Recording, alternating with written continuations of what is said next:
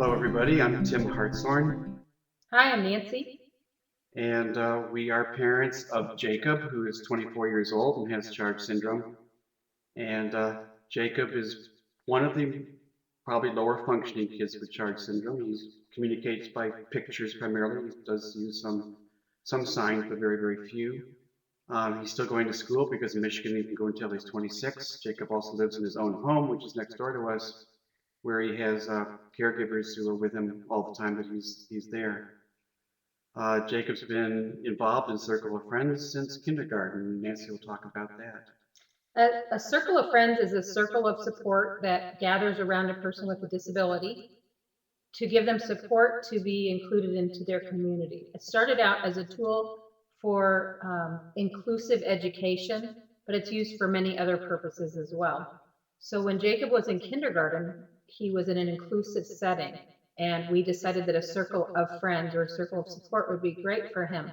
And so what we did was we waited for children in his kindergarten classroom to self-identify as being his friends and people who really cared about him. And the teachers helped us do that. And then after that, we worked with the parents of those kids and gathered them all together and had monthly meetings with these kids after school and talked about things we could do to support Jacob and celebrated the things that Jacob did that they saw that were wonderful. At the beginning, it was a little sketchy because the kids were very young, but as they got older and older, some of the same kids stayed in the circle of friends and supported Jacob. The benefits to Jacob were wonderful. They gave him ways to be included in his community. He went to birthday parties. Kids advocated for him at his IEP meetings. They learned about deaf blindness and Charge syndrome.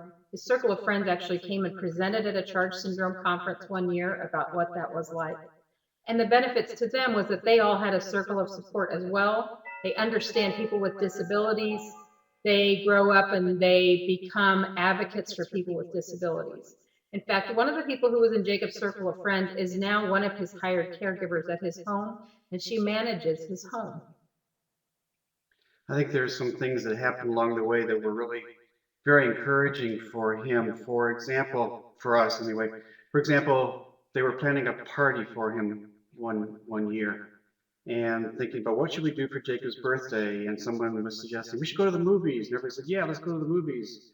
Then one of the girls said, well, that would be fun for us. Would that be fun for Jacob?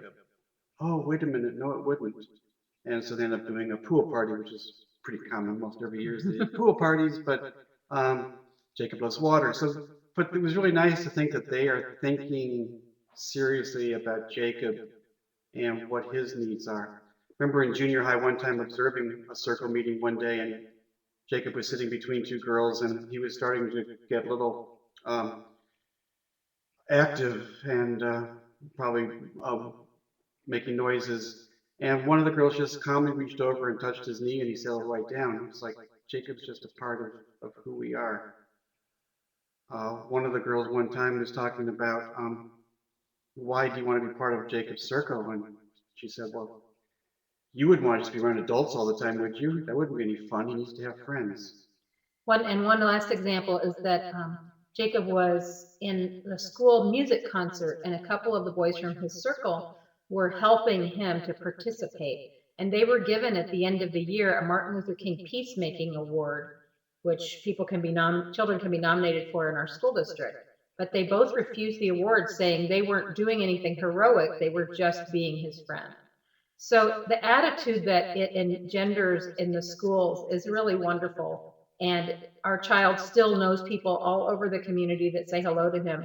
And we don't even know who most of them are because he can't tell us. Because of the ripple effects. There we are. I think one of the things that we forget is that for a lot of people with disabilities, their social circles are their parents and their siblings, and then the people they pay to be in their lives, their doctor and their dentist and their physical therapist.